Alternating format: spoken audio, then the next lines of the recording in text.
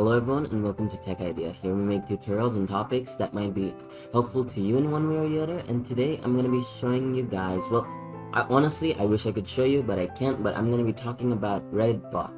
So as you can see from u/welcome Reddit bot, this is a message I got from welcome bot from the r/anime subreddit. So what do bots do? Bots basically have a few basic functions and commands that send to the that is said by the creator of the subreddit / creator of the bot, and then these messages are then sent to you in case you're trying to post something that is not allowed, or if you're just joining a new community as on the screen given. So in order to create a bot, you will need basic Python knowledge. You will need a Reddit account, and you'll also need to have access to the Reddit API so that you can make a bot for Reddit for your own subreddit.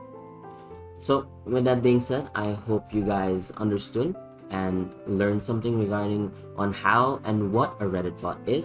With that being said, thank you for watching. Like the video if you liked it, and if you want to see more videos like this in the future, don't forget to subscribe and hit that notification bell. Thank you so much for watching. Bye bye.